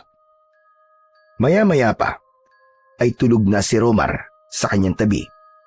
Ngunit si Gavino ay gising na gising pa rin dahil iniisip niya kung kaya ba talaga niyang labanan at talunin si Dungaw sa oras na kailangan niya na itong harapin. Kinabukasan ng umaga, naunang nagising si Gavino kay Romar kahit pa madaling araw niya nang nagawang makatulog. Bumangon siya at dumiretso siya sa kwarto ni Mang Arman. Nakaupo si Mang Arman sa gilid ng higaan. Nakatanaw yun sa labas mula sa nakabukas na bintana. Tumabi si Gavino sa kanyang ama. Oh, gising ka na pala anak. Sandali't maghahanda muna ako ng almusal natin. Mamaya na po, Tay. Ako na po ang bahala sa bagay na yan. Gusto po sana kitang makausap ng tayong dalawa lang. Tungkol ba sa mga nalaman mo kagabi mula kay Mansandro? Naipaliwanag na po sa akin ni Mansandro ang lahat, Tay. Ang gusto ko pong pag-usapan natin ay si Dungaw. Tay, nasa labas po siya kagabi ng bahay natin. Nakausap ko po siya at nalaman ko na nais niya tayong patayin bilang paghihiganti sa pagpatay sa kanya ng ating mga ninuno. Yan na nga ba sinasabi ko? Kaya gusto kitang umalis dito. Ay dahil ayoko madamay ka sa galit ni Dungaw. Tay, wala na tayong magagawa. Damay na po talaga ako dahil anak niyo ako eh. Pero wag po kayo mag-alala, Tay. Gagawin ko po ang lahat para patayin siya. Hindi mo siya lalabanan, Gabino. Kung meron man dapat tumarap sa kanya ay ako yun. Tay, hindi mo siya kaya sa kalagayan mo ngayon. Mapapahama ka lang. Gagaling din ako, Gabino. Kaya nga ako ginagamot ni Mansandro ay para bumalik ang lakas ko. At kapag nangyari yon, ay saka ko siya haharapin. Sisiguraduhin ko na ako ang papatay sa kanya. Ako ang dapat na gumawa nun. Dahil ako naman talagang dahilan kung bakit siya muling nabuhay. Pero Tay, wala pong kasiguraduhan kung kailan kayo gagaling. Saka nakalimutan niyo na po ba ang sinabi niyo sa akin na kaya niyo ibinigay sa akin ng anting-anting na suot ko ngayon ay para magamit ko to sa pakikipaglaban sa mga aswang? Tay, ito na po siguro ang pagkakataon ko para magamit to. Sandaling natahimik si Mang Arman. Muli itong tumingin sa malayo. Maya-maya ay tumulo ang luha nito na agad naman itong pinunasan gamit ang kamay. Sa totoo lang, anak, ay hiyang-hiya ko talaga sa'yo. Ako sana ang dapat na nagtataggol sa'yo bilang ako ang iyong ama. Pero kabaligtaran ang nangyayari ngayon. Kung hindi lang sana ako binarang ay matagal ko nang tinapos ang buhay ng Dungaw na yan. Pati sa mga tao rito ay nahihiya na rin ako. Hindi ko na sila matulungan sa problema nila na dati nagagawa ko pa. Siguro ay napakaliit na ng tingin nila sa akin ngayon. Naniniwala po ako na hindi ganyan ang tingin ng mga tao sa inyo, Tay. Ilang taon na rin po kayong tumutulong sa kanila nang walang hinihinging kapalit. Alam kong naiintindihan ng mga tao kung bakit pansamantala ay hindi niyo muna sila matutulungan. Kaya nga po kailangan ko ring mapatay si Dungaw. Baka kapag namatay na siya, ay mawala na rin ang bisa ng barang sa inyo. At kapag nangyari yon, ay lalakas na po ulit kayo at makakabalik na kayo sa mga ginagawa niyo dati bilang tagapagtanggol ng baryong ito. Ewan ko, anak. Minsan ay hindi ko maiwasang manliit, lalo na't biglaan ang nangyaring ito sa akin. Pero sige, hahayaan na kita na manatili rito at subukang patayin si Dungaw. May tiwala ako sa iyo, Gabino, anak. Gusto kong makita ng mga tao rito sa atin na kahit matagal kang nawala, ay kaya mo pa rin maging magiting na antingero, gaya ng ating mga ninuno. Gaya nyo po, Tay. Gaya nyo. Kasama ko po kayo sa magigiting na antingero ng ating lahi. Kahit kailan, ay hindi na yun mabubura sa isip ng mga tao sa lugar natin. Huwag nyo pong kalilimutan yun, Tay. Dahil sa sinabing yun ni Gabino, ay napangiti si Mang Arman. Naluluwang niyakap ni Mang Arman si Gabino. Gumanti naman si Gabino ng isang mahigpit ring yakap dahil nais niyang maiparamdam sa kanyang ama ang lubos niyang pagmamahal para dito. Matapos mag-almusal, ay umalis muna si Gabino para magtungo sa bahay ni Mang Sandro. Nasa labas na siya ng bahay nila nang biglang hinabol siya ni Romar. Tol, sandali! Saan ka pupunta? Kay Mang Sandro, kailangan ko siya makausap tungkol sa nangyari kagabi. Sama ako. O sige, alam ko na maiinip ka lang sa bahay kapag iniwanan kita ron eh. Hindi naman. Ang totoo naaliw ako sa mga kwento ng tatay mo eh. Kaya lang, hindi pa kasi ako nakakagala rito kaya naisipan kong lumabas. Tara na. Nagsimula na maglakad ang dalawa. Sa kanilang paglalakad ay biglang huminto si Romar. Yung pala ay may nakita itong isang magandang dalaga na nagwawalis sa harapan ng isang kubo. Pre. Ikaw na lang pala muna ang pumunta sa bahay ni Mang Sandro. Ayoko nang sumama sa inyo. Parang ang sakit ng binti ko eh. Oo na. Alam ko naman ang dahilan kung bakit ayaw mo sumama eh. Sige na, mauuna na ako. Galingan mo ha. Iniwanan na ni Gavino si Romar. Mahina pa siyang natawa dahil alam niya na mas lumilinaw ang mata ni Romar kapag nakakakita ito ng isang magandang babae. Pagdating naman ni Gavino sa bahay ni Mang Sandro ay naabutan niya ang matandang lalaki na nagkakape sa labas ng bahay nito. Oh, ang aga mo naman yatang bumisita rito, Gabino. May kailangan ka ba? Mang Sandro, may nangyari kagabi. Nagpakita po sa akin si Dungaw. Nagkausap din po kami. Ano? Totoo ba yung sinasabi mo? Ano napag-usapan yung dalawa? Sinabi po niya, napapatayin niya kami ni tatay dahil nais niyang ubusin ang lahi ng mga pumatay sa kanya noon. Ang hinala ko po, kapag napatay niya na kami, ay saka naman siya sasalakay ng tuluyan dito sa ating baryo. Alam niya kasi na kapag wala na kami ni tatay, ay wala nang makikipaglaban sa kanya at magtatanggol sa baryo. Nakita mo na? Hindi ba't tama ang lahat ng sinabi ko sa'yo? Naniniwala naman po ako sa mga sinabi niyo, Mang Sandro eh. Pero may isang bagay lang po sana akong gustong kumpirmahin. Kapag po ba napatay ko si Dungaw, ay babalik na po si tatay sa dati? Mawawalan na po ba ng bisa ang barang sa kanya? Oo, gagaling ang tatay mo sa sandaling mamatay si Dungaw. Isa yun sa paraan para mawala ang barang ni Dungaw kay Arman. Kung ganun man, Sandro, kailangan ko pong mapatay si Dungaw sa lalong madaling panahon. Hindi ko na po kayang makitang nahihirapan si tatay. Masama mang pakinggan, pero natatakot po ako na kapag tumagal pa si tatay sa ganung kalagayan, ay tuluyan na po siyang mawawala sa akin. Ayoko pong humantungan lahat sa ganun, lalo na't nagkaayos na po kami ni tatay. Maganda ang hangarin mo, Gabino. Kaya sigurado ko na magtatagumpay ka. Pero, paano mo papatayin si Dungaw?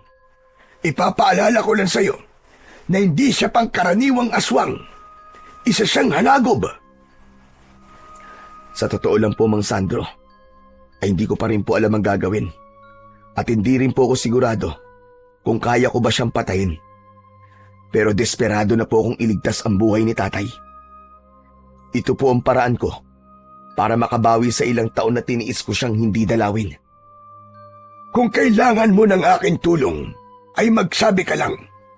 Tandaan mo, nakakampi niyo ko ni Arman sa laban niyong ito. Maraming salamat po sa inyo. Gusto ko po sanang malaman kung saan nagtatago si Dungaw. Baka alam niyo po. Base sa mga narinig ko, sa mga taong nakakita kay Dungaw, ay nakita nila itong pumasok sa isang kuweba na malapit sa isang puno ng balete doon sa may gubat. Maaaring ang kuwebang yon ang ginagawang tirahan ni Dungaw. Salamat po sa impormasyon na yan, Man Sandro. Sige ho, mauuna na po ako. Mag-iingat ka, Gabino. Sana'y magtagumpay ka sa pagpatay mo kay Dungaw. Pagpalain ka nawa ng dakilang lumika. Muling nagpasalamat si Gabino kay Mang Sandro bago siya tuluyang umalis. Pagdating niya sa kanilang bahay, ay sumalubong sa kanya ang impit na pagdaing ni Mang Arman mula sa kwarto nito. Nagmamadaling pinuntahan ni Gabino ang kanyang ama at nakita niya itong nakahiga sa sahig habang namimilipit sa sakit. Nag-aalalang nilapitan ni Gabino si Mang Arman. Tay, ano po nangyayari sa inyo? Ano po masakit sa inyo, Tay? Napakasakit na tiyan ko, anak. Hindi ko na kaya. Pakiramdam ko ay mamamatay na ako. Sandali lang po. Tatawagin ko lang po si Mansandro. Ngunit hindi pa man nakakatayo si Gabino nang biglang sumuka ng itim na likido si Mang Arman. Labis silang nagimbal dahil may kasamang mga uod at iba't ibang uri ng insekto ang likidong yun na lumabas sa kanyang bibig. Matapos sumuka ay bigla na lamang nawalan ng ulirat si Mang Arman. Sandaling iniwanan ni Gavino si Mang Arman at bumalik siya sa bahay ni Mang Sandro. Sinabi niya sa matandang lalaki ang nangyari at kasama niya itong binalikan si Mang Arman. Wala pa ring malay si Mang Arman nang dumating sila. Inihiga ito ni Gabino sa kama. Inilapat ni Mang Sandro ang palad nito sa tiyan ni Mang Arman at napailing ang matandang albularyo. Bakit po kayo umiiling? Kumusta na po si tatay? Nawalan siya ng malay dahil sa labis na pananakit ng kanyang tiyan. Ngunit ito ay hindi normal na sakit ng tiyan, Gabino. Dulot ito ng pambabarang sa kanya. Kailangan kong maging tapat sa'yo. May posibilidad na tuluyan ng mamatay ang tatay mo kapag tumagal pa siya sa ganitong sitwasyon. Kung ganun po, Mang Sandro, kailangan ko nang mapatay si Dungaw. Ganun na nga. Yun lamang ang tanging paraan para matapos na ang paghihirap ni Arman. Sa tingin ko, ay mas tumitindi ang pambabarang sa kanya ni Dungaw. Kaya wala nang silbi ang panggagamot ko sa iyong ama. Maging ako ay awang-awa na sa tatay mo. Hindi niya dapat nararanasan ng ganitong klase ng pagpapahirap. Lalo na't wala naman siyang ginawang masama sa mga tao rito sa ating lugar. Nang sandaling yon ay mas lalong sumidi ang kagustuhan ng binatang si Gavino na patayin si Dungaw upang iligtas ang buhay ng kanyang ama. Bago sumapit ang dilim, ay dinasalan at inorasyonan ni Gavino ang anting-anting na ibinigay sa kanya noon ng kanyang ama na si Mang Arman. Siniguro niya na sa pagkakataon na yon ay mas magiging makapangyarihan ang kanyang anting-anting. Matapos yon ay pinuntahan ni Gabino ang kanyang amang wala pa ring ulirat. Nakahiga yon sa papag nito.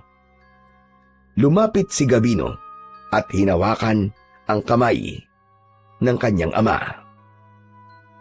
Tay, patawarin niyo ako kung iniwan ko kayo noon. Sana ay wag po kayong bibitiw. Hayaan niyo po akong bumawi sa inyo sa pamamagitan ng pagliligtas ko sa inyo. Nangangako po ako na papatayin ko ang halimaw na si Dungaw dahil yun lamang ang paraan para mawalan ng bisa ang pagbarang niya sa inyo. Sa pagkakataon na yon ay dumating na si Romar. May malaki itong ngiti sa labi na agad na nawala pagkakita nito sa kalagayan ni Mang Arman. Uy! Ano nangyari kay Mang Arman, pare? Ano nangyari sa kanya? Bigla na lang siya nagsuka kanina kasi masakit ang tiyan niya. Tapos, ayan, bigla na lang siya nawalan ng malay. Kumusta na siya? Ayos lang ba siya? Hindi kaya dapat dali na natin siya sa ospital? Walang magagawa ang mga doktor, Romar, para tulungan ang tatay ko. Sa ngayon, ay ako lang ang makakatulong sa kanya para maalis siya sa bingit ng kamatayan. Ang sabi ni Mang Sandro, kailangan kong patayin kagad si Dungaw para mawala na ang barang kay tatay. Ibig mo ba sabihin, haharapin mo na si Dungaw ngayon? Oo, Romar. Yun na lang ang natitirang paraan. At mamayang gabi ko pupuntahan si Dungaw sa lungga niya sa gubat. Baka kasi kapag hindi ko kagad siya napatay, ay si tatay ang mawala sa akin.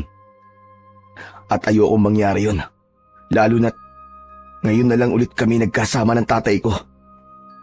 Sigurado ka na ba sa gagawin mong yan, pare? Oo, Romar. Siguradong sigurado na ako. Pare, baka meron akong maitutulong. Magsabi ka lang. Bantayan mo na lang si tatay habang nakikipaglaban ako kay Dungaw. Saka ipagdasal mo na mapatay ko ang aswang na yun. Walang problema, pare. Basta bumalik ka rito ng buhay, ha? Hindi pwedeng hindi. Pag namatay ka, papatayin kita. Loko. Basta, gagawin ko ang lahat para manalo, pare. Kahit hindi sigurado si Gavino sa maaaring mangyari sa kanya sa sandaling makaharap niya si Dungaw, ay desidido na siyang ituloy ang planong patayin ito. Gagawin niya ang lahat para mailigtas lamang ang kanyang ama na nanganganib ang buhay ng sandaling yun. Kinagabihan ay naghanda na ang binatang si Gavino sa pagtungo sa pinagtataguan ni Dungaw sa gubat. Kinuha niya ang bagong hasa na itak at hindi niya kinilimutang isuot ang kanyang anting-anting. Romar, ikaw na munang bahala kay tataya. Bantayan mo siyang maigi. Walang problema, pare. Pero sigurado ka ba? Nalalabanan mo si Dungaw nang ikaw lang. Wala na akong pwedeng asahan sa oras na to, pare, kundi ang aking sarili at ang Panginoong Diyos. Teka. Ano kaya kung samahan na lang kita? Tutulungan na lang kitang patayin ng aswang na yon. Salamat, pare, pero hindi na kailangan. Dito ka na lang at samahan mo si tatay. Mas kailangan ka dito, pare. Okay, sige. Ikaw ang bahala. Basta, mag-iingat ka. Ipagdadasal ko rin na sana ay makauwi ka rito ng buhay. Maraang tumango si Gavino at saka siya umalis ng kanilang bahay. Tinahak ni Gavino ang papunta sa gubat habang may bitbit na lampara na siyang kanyang tanglaw sa kanyang dinadaanan. Noong bata pa siya ay madalas silang maglaro sa gubat, kaya kahit paano ay natatandaan pa rin niya kung nasaan ang kuwebang sinabi sa kanya ng matandang albularyo na si Mang Sandro. Makalipas ang halos kalahating oras na paglalakad, ay narating na niya ang naturang kuweba. Inilapag niya sa kanyang paanan ang lamparang dala niya habang nakatayo ng ilang dipa mula sa bunganga ng kuweba na may katabing malaking puno ng balete. Dungaw! Alam ko nandiyan ka! Lumabas ka, tarapin mo ako! Naghintay si Gavino ng ilang sandali, pero kahit yabag ng paa ni Dungaw ay wala siyang narinig, kaya muli siyang sumigaw. Dungaw! Hindi ko na kayang hintayin ang sinasabi mong tamang panahon para maglaban tayo! Ngayong gabi, kailangan isa sa atin na mawala. Kaya harapin mo ako! Lumabas ka dyan! Hinahamon kita, Dungaw! Sa isang laban hanggang kamatayan! Isang malakas na halakhak ang narinig ni Gavino mula sa loob ng kuweba. Maya-maya pa ay lumabas na mula roon ang halimaw na si Dungaw na may nakakatakot na ngiti. Ginagambala mo ang aking pagpapahinga. Binabalaan kita. Kung nais mo pang mabuhay, ay umalis ka na. Wala akong pakialam sa pagpapahinga mong hayop ka. Magpasalamat ka na lang dahil ako na mismo nagpunta sa'yo rito. Hindi mo ba naiisip na wala kang kalaban-laban sa akin? Mga ninuno mo nga, kahit marami sila, ay hindi nila kagad ako napatay. Ikaw pa kaya na mag-isa lang? Huwag mo akong masyadong minamaliit, Dungaw. Dahil hindi mo alam kung anong kaya kong gawin sa'yo. Lalo na't buhay ng aking tatay na nakasalalay dito. Gagawin ko ang lahat para mailayo siya sa bingit ng kamatayan. Kahit pantanging paraan para magawa ko yun, ay ang patayin ka! Tama ka! Hindi dapat kita maliitin, lalo na't ikaw ay mula sa angkan ng magigiting na antingero. Pero itong tandaan mo, binata. Sa oras na mapatay kita, ay agad kong isusunod ang iyong ama. At alam mo ang kasunod kong gagawin pagkatapos nun. Gagawin kong aswang ang lahat ng tao sa inyong baryo upang makabuo ako ng isang imperyo ng mga aswang na sasakop sa iba pang lugar. Sa inyong baryo ko itatayo ang aking bagong kaharian. Hindi ako papayag na mangyari yan. Hindi ko hahayaan na magtagumpay ka sa masama mong binabalak, Dungaw. Mas lalo mo lamang akong binibigyan ng dahilan para patayin kang demonyo ka. Masyado nang humahaba ang ating pag-uusap. Simulan na natin ang pagdadala ko sa iyong kamatayan. Titiyakin kong pagsisisihan mo ang iyong kapusukan. Inigpitan ni Gabino ang hawak sa itak habang matiim siyang nakatingin sa halimaw na si Dungaw. Naramdaman niya ang bahagyang pag-init ng suot niyang anting-anting. Hindi man niya kasama ng pisikal ang kanyang ama, ay ramdam na ramdam niya ang presensya nito. Unang kumilos si Gabino. Mabilis ang kanyang mga akbang at walang alinlangan ang kanyang unang pag-atake. Inundayan niya ng malakas na taga si Dungaw, pero nagawa nitong salagin yun gamit ang braso nito. Nasugatan ang braso ni Dungaw, ngunit hindi nito ipinakitang nasaktan ito. Hindi naman nagpatalo ang halimaw na si Dungaw at bigla itong lumundag at sinunggaban ng malakas si Gabino. Sasalubungin sana to ni Gabino ng taga, pero mabilis na umiba ng direksyon si Dungaw.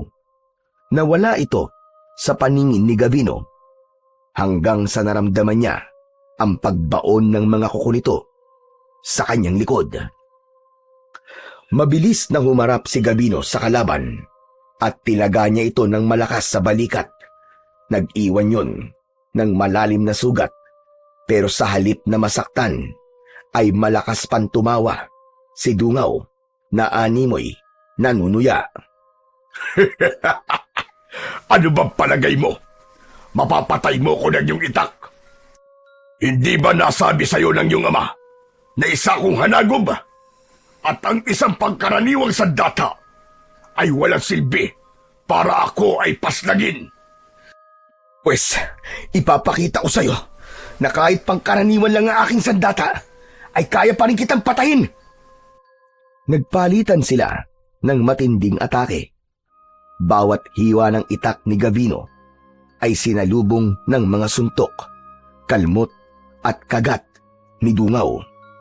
Ngunit habang tumatagal, nagsimulang bumagal ang mga galaw ni Gabino.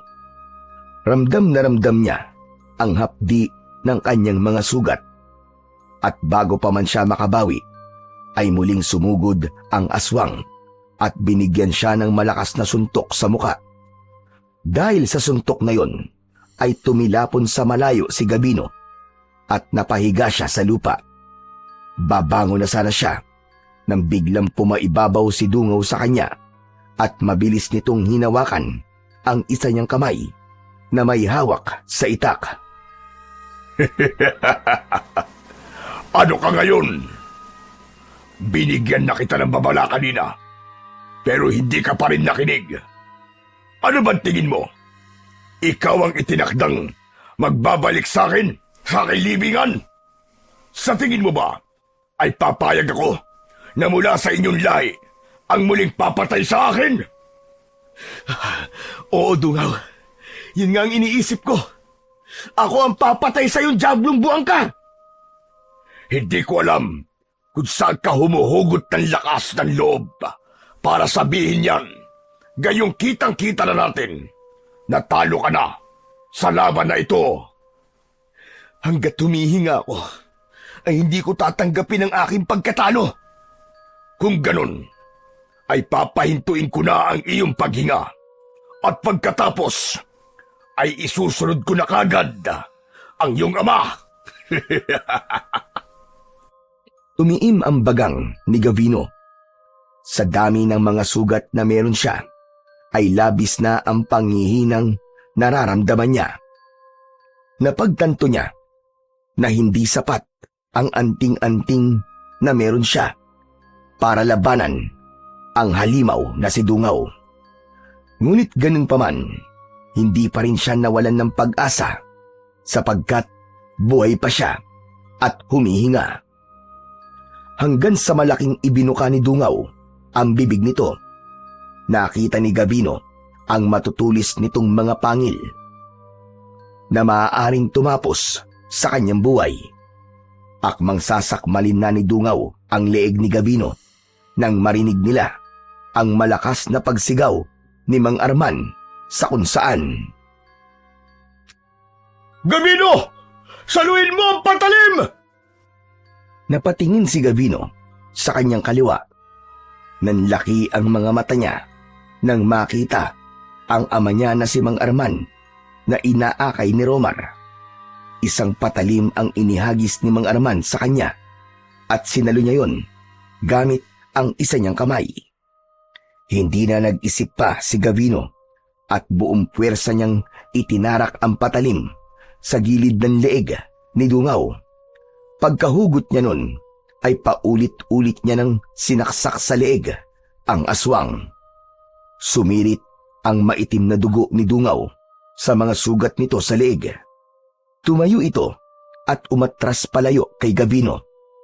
Nanlalaki ang mga mata ni Dungaw na parabang hindi ito makapaniwala sa nangyari. Marahang tumayo ang binatang si Gavino at humakbang siya papalapit sa halimaw na si Dungaw. Lumayo ka sa akin!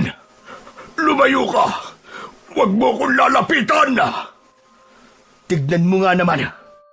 Kanina'y kung ano-anong sinasabi mo. Tapos ngayon ay natatakot ka nang lumapit ako sa'yo. Lumayo ka! Hindi ito maaari! Hindi pa ito ang katapusan ko! Anong hindi pa? Katapusan mo na, Dungaw. At kapag napatay na kita, maililigtas ko na rin ang buhay ng aking ama. Mawawala na ang barang mo sa kanya. Ngayon, hayop kang diablong buwang ka. Bumalik ka na sa hukay na pinanggalingan mo! Isang malakas na sigaw ang pinakawalan ni Gavino bago siya tumakbo palapit kay Dungaw. Galit na galit niyang itinarak sa noo ni Dungaw ang patalim. Umalingaw-ngaw sa buong kagubatan ang sigaw ng halimaw. Pagkahugot ni Gavino sa patalim ay biglang nagliyab ang buong katawan ng aswang. Nasusunog itong bumagsak ng pasadsad sa lupa habang tuluyan na itong binawian ng buhay. Masayang lumapit sina Arman at Romar kay Gavino. Maigpit na niyakap ni Gavino ang kanyang ama na si Mang Arman. Tay! Romar! Maraming salamat at dumating kayo. Kung di niyo ako tinulungan, ay baka napatay na ako ni Dungaw. Alam mong hindi kita maaaring pabayaan, anak. Kaya nang malaman ko mula kay Romar kung nasad ka at makikipaglaban ka kay Dungaw, ay agad ko sinabi sa kanya na kailangan ka namin puntahan para ibigay sa iyo ang patalim na hawak mo ngayon. Kung ganun, ano po ba ang patalim na to? Yan ay isang patalim na pinanday ng isang ninuno natin na malakas na antingero. May dasal yan at sadyang ginawa yan upang patayin ang mga kagaya ni Dungaw. Ang mismong patalim na yan ang pumatay noon kay Dungaw. Kung ganun, tay, totoo nga ang sinabi ni Dungaw na hindi siya mapapatay ng isang ordinaryong sandata lamang. Kaya pala, kahit napakaraming beses ko na siyang nasugatan, ay hindi pa rin siya namamatay. Walang talab sa kanyang sandata ko. Kaya tay, salamat po talaga at dumating kayo. Salamat din sa iyo, Tol, Romar. Kasi, ikaw ang nagdala kay tatay rito. Maaasahan ka talaga. Siyempre naman, pare. Gaya ng tatay mo, ay hindi rin kita pwedeng pabayaan, no? Ikaw lang ang natitira kong best friend, eh, kahit ganyan ang itsura mo. Sira ulo. Ang mabuti pa umuwi na tayo. Kailangan ko ring ipagamot kay Mang Sandro ang mga sugat ko. Aray, ngayon ko nararamdaman ng hapdi. Aray ko. Bagamat napakaraming sugat ni Gabino sa kanyang katawan, ay mas lamang ang kasiyahan niya ng sandaling yon. Sapagkat wala na ang halimaw na si Dungaw, nailigtas niya ang baryo nila mula sa nakatakdang pagsalakay nito, at higit sa lahat ay nailigtas din niya ang buhay ng kanyang ama. Malaki ang paniniwala ni Gavino na ngayong wala na si Dungaw ay babalik na rin ang lakas at sigla ng katawan ni Mang Arman. Nang makarating na sina Gabino sa bahay, ay agad na sinundo ni Romar si Mang Sandro sa bahay nito. Maingat na ginamot ni Mang Sandro ang mga sugat ni Gabino gamit ang langis at isang orasyon. At sa loob lamang ng ilang araw na pahinga at gamutan, ay bumalik na rin sa wakas ang lakas ni Gabino, habang si Mang Arman naman na matagal nang nangihina dahil sa barang ay unti-unting bumalik ang dating tikas at sigla ng katawan. Kumalat sa buong baryo ang balita tungkol sa pagpatay ni Gabino kay Dungaw. Ang takot na bumalot sa buong baryo ay agad na nawala. Lumapit ang mga tao kay Gabino para magpasalamat at kinilala siya bilang isang magiting na antingero at bayani sa kanilang baryo. Isang tagapagtanggol na handang lumaban sa kampon ng kadiliman. Hanggang sa sumapit na ang araw na kailangan ng bumalik ni Gabino sa Maynila. Medyo sariwa pa ang mga sugat niya, ngunit hindi na siya maaaring magtagal pa sa baryo nila dahil sa trabahong kailangan niyang balikan sa syudad. Kampante na rin siya na umalis sapagkat nakita niya kung gaano kabilis na bumalik ang lakas ng kanyang ama. Habang naghihintay sa labas ng bahay ang tricycle na maghahatid kina Gabino at Romar patungo sa bayan, ay nilapitan ni Gabino ang ama niya na si Mang Arman. Bakas ang lungkot sa muka ng tatay niya. Hindi na ba talaga magbabago ang isip mo, anak? Hindi ba pwedeng manatili ka pa rito ng ilang araw? Tay, mangyari po kasing 3 linggo lang po kasi ang kinuha kong bakasyon mula sa trabaho ko. Pero wag po kayo mag-alala, tay, dahil dadalasan ko na po ang pagdalaw ko sa inyo. O siya, mukhang hindi na talaga kita mapipigilan sa pag-alis. Kung ganun, ay mag-iingat kayo ni Romar. Kayo rin po, tay, ha? Mag-iingat din po kayo kapag magsasagawa kayo ng kung anong orasyon, ha? Baka kasi mabuhay niyo na naman po si Dungaw o kung sino mang aswang. Hindi na. Natuto na ako sa pagkakamali ko, anak. Nangangako ko na hindi na yun mauulit kahit kailan. Ayos. Mabuti naman po kung ganun. Sige po, tay. Aalis na po kami ni Romar. Mano po? Matapos magpaalam ni Romar kay Mang Arman, ay sumunod na ito kay Gabino sa pagsakay sa tricycle. Nang umandar ang tricycle, ay tumingin si Gabino kay Arman at kumaway sila sa isa't isa. Magaan na ang loob ni Gabino ng mga sandaling yon sapagkat tuluyan na silang nagkaayos ng kanyang ama.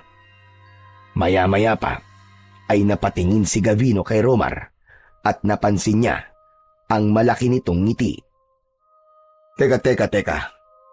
Bakit parang ang saya-saya mo? Halos umabot na sa batok mo yung pagkakangiti mo, ah. Masaya lang ako para sa inyo ng tatay mo. Pero pare, kapag babalik ka rito, ay isama mo ako ulit ha. Bakit naman? Nagustuhan mo na ba tong lugar namin kahit may aswang? Hindi pare. Nangako kasi ako kay Rosana na babalik ako rito. At sino naman si Rosana? Yung magandang babae na nakita natin dati. Naniligaw ako sa kanya eh. At alam mo ba na sinagot na niya ako? Oo, totoo talaga yung hula sa atin pare. Napakagaling pala talaga ng manghuhula na yon. Wala, Jo. Saludo na talaga ako sa pagiging matinik mo pagdating sa mga babae, pare. Hayaan mo, pare. Sa susunod, pagdating sa bagay niyan, magpapaturo ako sa'yo. Nagtawanan sina Gabino at Romar.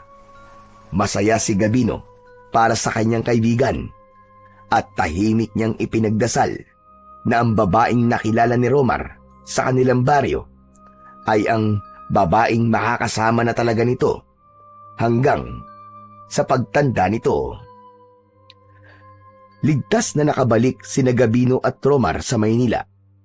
Mas madalas nang umuwi si Gabino sa Leyte upang dalawin ang kanyang ama at palagi siyang sinasamahan ni Romar dahil naroon ang nobya nito.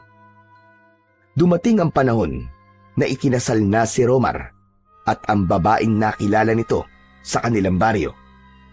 Tuluyan na ring nakumbinsi ni Gabino ang kanyang ama na sa Maynila na manirahan upang magkasama na sila ng tuluyan at makapagpahinga na ito.